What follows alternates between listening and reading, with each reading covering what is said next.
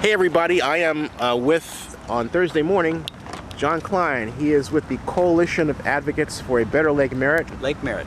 Known as CALM, right? Coalition of Advocates for Lake Merritt, known as CALM. Hey, so John, tell me about what's happening with the skyline that's behind us here. And I know you guys are very concerned about it. Right. What's happening? Well, so the City of Oakland, they rezoned the Central Business District they finished that last July. And as part of that, CALM, along with several other groups in the city and just a lot of citizens, one of the things that we wanted to do was preserve the views of the Tribune Tower and of City Hall from Lakeshore Avenue.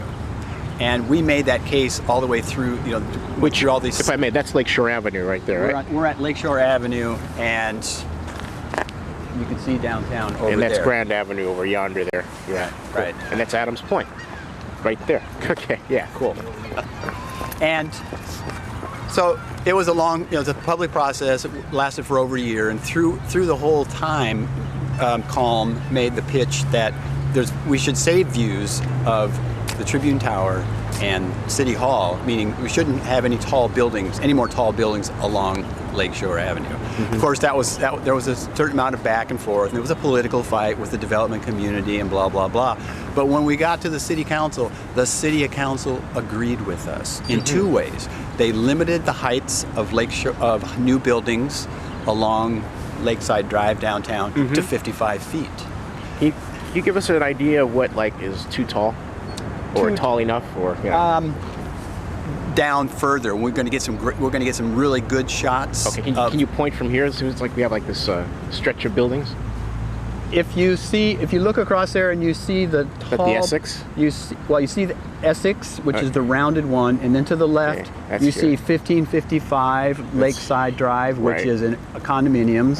That's 180 feet. Okay. Then you see the Scottish Rite Temple, which is about 130 feet. That's over here, which would be next to Lake Chalet. Right, right. And then you see that squat building in between the Scottish Rite Temple and Noble Towers. I'm going to zoom in there. Okay. The squat building is approximately 55 feet. So they limited the heights just on that portion of the block to 55 feet. Huh. Okay. So that building in the middle is sort of the demarcation point, right? Yeah, fascinating. Let's walk. So the other thing... Hey, I got to ask you a question. Yeah. What do you think of this renovation project? I think it's great. Yeah? It's really great. Hey, some people who run don't like it. Do you run? Of course you run. You used to run, didn't you? I used to run. I ride and I walk through here. The bike riding is much better, both on the new sidewalk, which you're not supposed to do, but and since they've added the bike lane, now I ride in the street. It's infinitely better for bicycle riders than it used to be. Huh. And I had some issues with the width of the sidewalks, but you win some, you lose some. You can't make what kind of issues?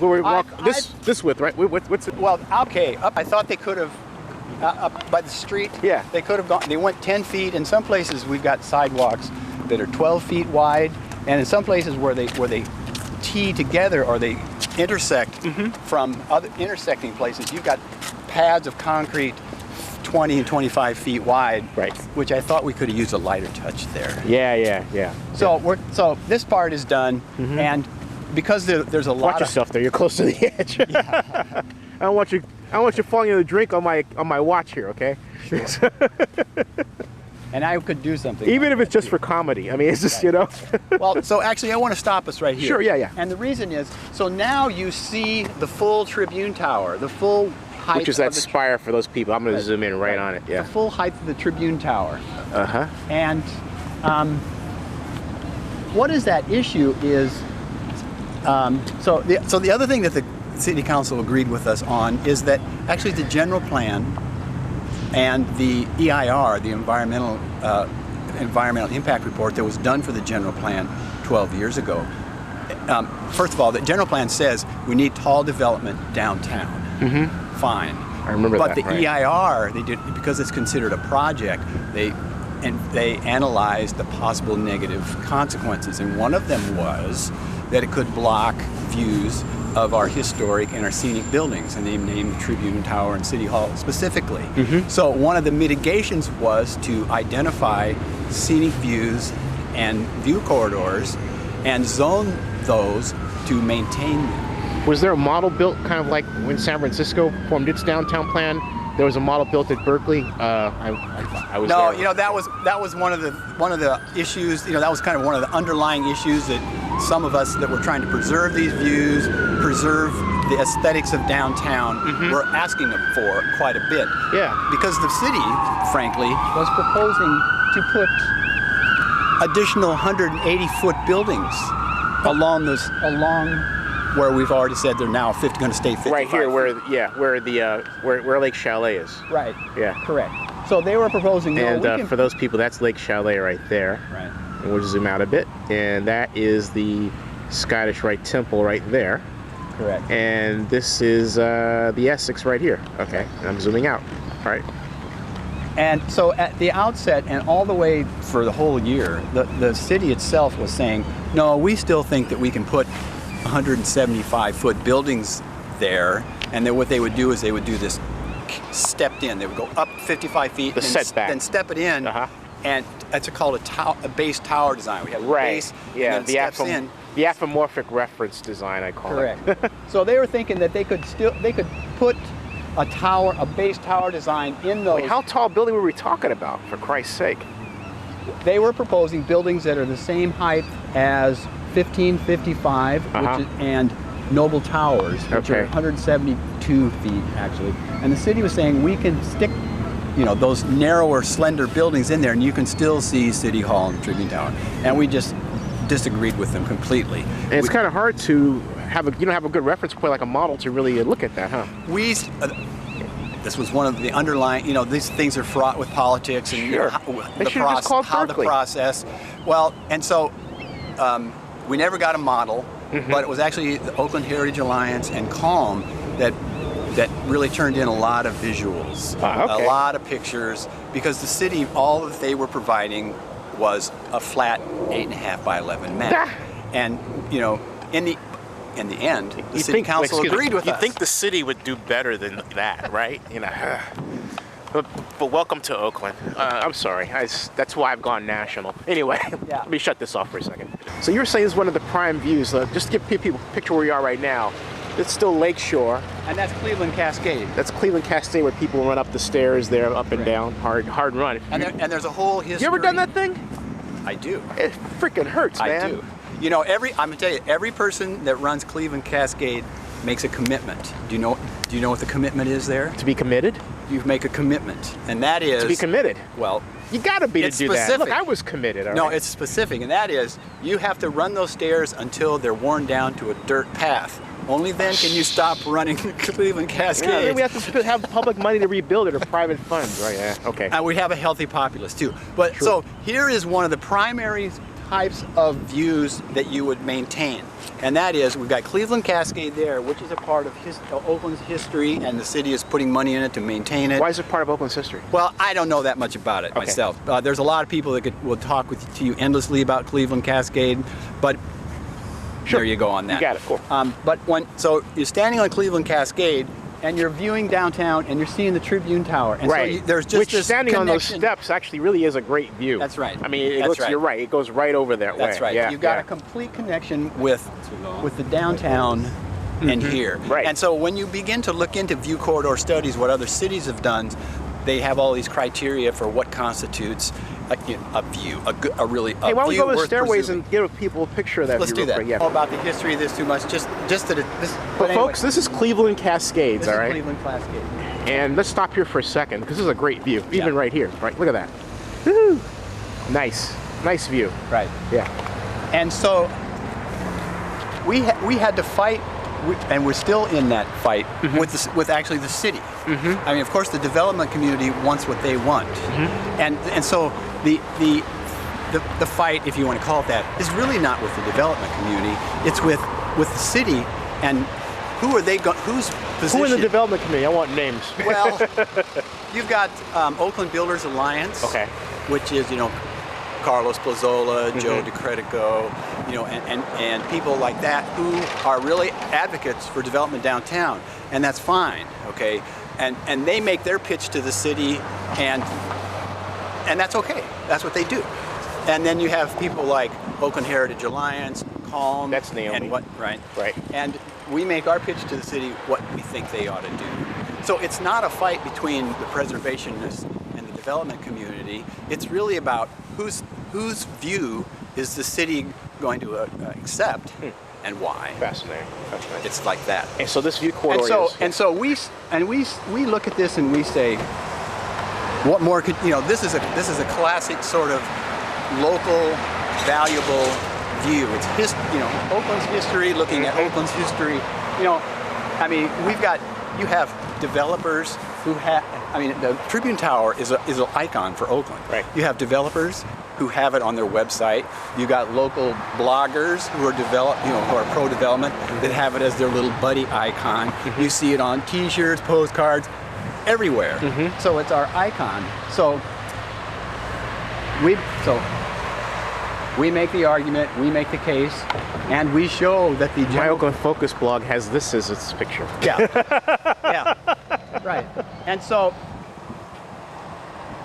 the low buildings that we're looking at right in front, that yellow one, that's about 100 feet tall there. That's next to the Essex, you mean? Yeah, that's the That's that's a Lake Merritt Hotel, Lake isn't it? Merritt Hotel. Right. Right. Right And there. so we're okay with that height, but there's a little piece of property there that you can't see. That's tucked in that were it to be built at 275 feet, which is what the city wanted. Which to is put there, double that, right? Which would be double. Would be taller than Essex. It would, from where we're standing, it would block about half of the Tribune Tower from here. So in other words, I wouldn't be able to see the Tribune Tower. Just half of I wouldn't be able to do what I'm doing now. Correct. But we were successful in convincing the Planning Commission that it would be a good idea. That was one of the successes. I got to ask a question, though. I mean, to keep that height there low. I got to ask a question. Why didn't all this conversation happen before all this? In other words, the skeptical mind would say, okay, now that Oakland's finally getting some San Francisco-style development, and now that the fog of institutional investor racism is slowly, well, it's come off quite a bit, actually. Why now? In other words, why the conversation regarding corridors and planning control now, as opposed to, say, in 1980 or 81, when a lot of this didn't exist, except that we did have the new building at the corner of Harrison and Grand, which is then very tall for Oakland. Right. There just wasn't the kind of civic involvement then that there is now, because I've looked at some of the old buildings, like for instance, there's what's now the county building at the corner of 14th and Lakeside Drive. The county building over here, the courthouse, you mean? Well, yeah, it's that barren-looking building to the right of the courthouse. Right here, the administrative complex. Correct. Right. Correct. Yeah. And so I looked at the project file on that from like 35 years ago, and there were one or two letters about the height of that building, and that was really just a property owner next door complaining about it was going to shadow him. There just wasn't the community awareness and interest then. Is that because of the internet, you think? Possibly. But if you fast forward to the Essex, the main condominium and building project that we looked there was a huge amount of opposition to that. And if you go look at the building file there, you will see petitions with 700 and 800 people signing and said it's too big, it's too tall. Yeah. Right. And you'll have people citing the general plan that says you're supposed to preserve the views here. And they made essentially the same arguments then as we're making now, but at that time, actually that was when Mayor Jerry Brown was in, and you look at the project files, and he kept his eye on that in a way that mayors typically don't happen. He was having the at that time it was Leslie Gould, give him reports on the progress. He wanted that building to happen. And Leslie Gould was the planning director at the time? And just the scuttlebutt around town was that building was going to happen. We don't care what the general plan says. But the general plan So you have the general plan, you have the zoning. The general plan says, yeah, you should preserve views of downtown, but the zoning there says you can put 300 units per acre on this spot. So the zoning wins, and that's why that building got built. So now tell them what year that was. That was like 1998, 1999. Right. And so when they came to rezoning the downtown, because they had these kind of issues all over the place, in some places the zoning wouldn't allow them to build as much as they wanted to, they have to change the zoning. So it was, this is our time to come in and say, zone the edge of the lake to keep the heights low so that you can maintain the views. And as a matter of fact, here's the references in the general plan, here's what people said 10 years ago about the Essex, and here's what the EIR says. The EIR, as a mitigation, says designate scenic views in order to preserve views of historic buildings downtown. This was the one time in 30 or 40 years that we were going to be able to come down and legitimately ask and demand that for these amenities as far as development downtown. So we won that. Let's take a look upstairs here. Okay. Get an idea of what this cascade looks like in its views.